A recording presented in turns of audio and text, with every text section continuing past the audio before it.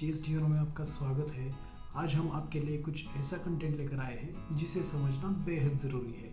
इसे बिल्कुल भी मिस मत कीजिए क्योंकि मंथली रिटर्न फिल करने की डेट नज़दीक आ चुकी है और गवर्नमेंट ने हाल ही रिटर्न फिलिंग में कुछ minor but very useful changes किए हैं। ये चेंजेस समझे बिना बिल्कुल भी GSTR1 ना भरें। कोई भी छोटी भूल आपका पूरा साल हेक्टिक बना सकती है और यही भूल ना हो इसलिए आज हम कंप्लीट GSTR1 गाइड लेकर आए हैं।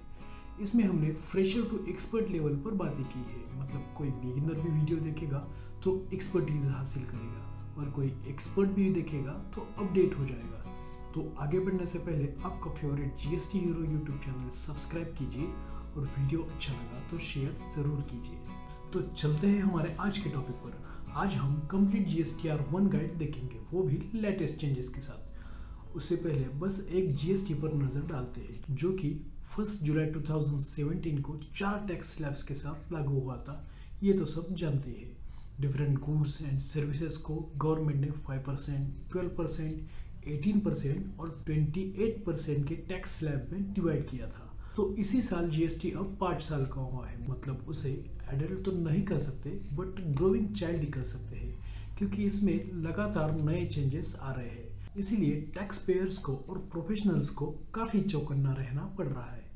तो GSTR1 देखने से पहले हम शॉर्ट में GSTR क्या है देखते हैं। GSTR बेसिकली हमारा GST रिटर्न होता है, मतलब हम जब किसी भी गुड्स और सर्विसेज का बिजनेस करते हैं तो हमें सरकार के पास टैक्स जमा करना होता है, बट सर्टन केसेस में हमें हमारा टैक्स ITC के माध्यम से रिटर्न में मिलता है। वही हमारा GSTR मतलब GST रिटर्न होता है।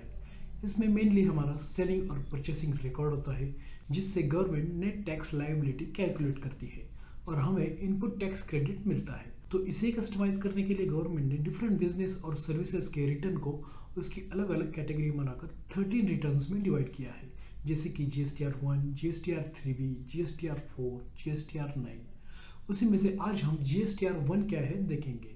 GSTR1 फॉर्म बेसिकली गुड्स और सर्विसेज की एक सेलिंग डिटेल्स है जिसे हर रजिस्टर्ड टैक्स पेयर को टर्नओवर के बेसिस पर मंथली और क्वार्टरली फाइल करनी होती है। जिनका टर्नओवर 5 करोड़ से ज़्यादा है उसे अगले महीने के 11 तारीख से पहले ही मंथली फिल करनी होती है। तो जिनका टर्नओवर 5 करोड़ से कम है और जिन्होंने QRMP स्कीम ले ली है उन्हें यह फॉर्म क्वार्टरली फिल करने की अनुमति है। उन्हें अगले क्वार्टर के 13 तारीख तक यह रिटर्न फाइल करना होता है। GSTR1 ऑलमोस्ट सभी टैक्स पेयर को फाइल करनी होती है, बट उसमें भी कुछ एक्सेप्शंस है, like input service distributors, composition dealers, suppliers of online information and database access or retrieval services, non resident taxable persons, tax payers liable to collect TCS and tax payers liable to deduct TDS।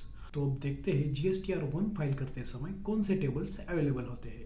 इसमें total 13 tables available है, जिसमें table number 1 to 3 में GSTN number, legal trade name और previous year का aggregate turnover include होता है। Table 4 में registered person को किए गए आउटवर्ड सप्लाईज होते हैं जिनमें जीरो रेटेड सप्लाईज और डीम्ड एक्सपोर्ट शामिल नहीं होते। टेबल नंबर 5 में अनरजिस्टर्ड पर्सन को किए गए इंटरस्टेट सप्लाईज होते हैं जिनके इनवॉइसेस 2.5 लाख के ऊपर होते हैं। तो टेबल नंबर 6 में सिर्फ जीरो रेटेड सप्लाईज और डीम्ड एक्सपोर्ट्स होते हैं, बल्कि टेबल नंबर 7 में अनरजिस्टर्ड पर्सन्स को किए गए ऐसे सप्लाईज जो टेबल 5 में कवर नहीं हो गए हैं वही कवर होते हैं। टेबल नंबर 8 में नील रेटेड और नॉन GST आउटवर्ड सप्लाईज आते हैं। टेबल नंबर 9 पिछले महीने के टेबल 4, 5 और 6 के अमेंडमेंट के लिए है।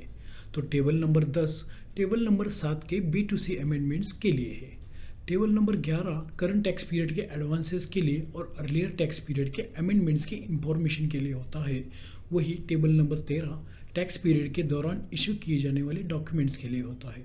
अब दोस्तों इतने टेबल्स है तो गलती होने के चांसेस भी है, लेकिन वो गलतियां सुधारने का मौका हमें नेक्स्ट मंथ में मिलता है।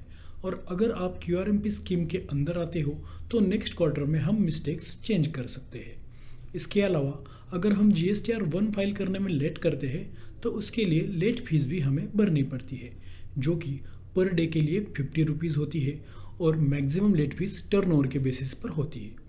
जैसे कि जिनका टर्नओवर 1.5 करोड़ से 5 करोड़ तक है उनके लिए 5,000 रुपीज़ तक लेट फी होती है और जिनका टर्नओवर 5 करोड़ से ऊपर है उनकी मैक्सिमम लेट फीस 10,000 रुपीज़ तक होती है। ये लेट फीस वही पर्सन्स भरते हैं जिन्होंने टैक्सेबल सप्लाईज किए हैं, बट जिन्हें नील रेटेड GSTR फाइलिंग करनी है उन्हें भी लेट फीस भरनी पड़ती है, लेकिन उसकी मात्रा थोड़ी कम रहती है। जैसे कि उनके लिए 20 rupees per day late fees applicable है, तो वही मैक्सिमम लेट फीस 500 रुपये तक होती है। तो गाइस, ये था GSTR 1 फाइलिंग का फॉर्मेट। गवर्नमेंट इसमें लगातार चेंजेस करती रहती है। अगर लेटेस्ट चेंजेस की बात की जाए तो इसमें सबसे इम्पोर्टेंट चेंज नील फाइलिंग करने वालों के लिए ही हुआ है। अगर हमें पहले नील फाइल करनी होती थी तो उसमें भी कुछ डेटा मेंशन करना पड़ता था, पर अब हम सिंगल नील ऑप्शन पर क्लिक करके नील फाइलिंग कर सकते हैं। इसके अलावा एक और बहुत इम्पोर्टेंट चेंज हुआ है, जिनका टर्नओवर 5 करोड़ से ऊपर है उनके लिए। उन्हें अब 6 डिजिट HSN कोड फिल करना मैंडेटरी है। तीसरा चेंज टैक्स स्लैब में हुआ है। आज तक ब्रिक किल्स मैन्युफैक्चरर्स के लिए GSTR 1 में 4 टैक्स स्लैब्स अवेलेबल थे, पर अब नई कंपोजिशन स्कीम के तहत उनके लिए 6% का नया टैक्स स्लैब ऐड किया गया है।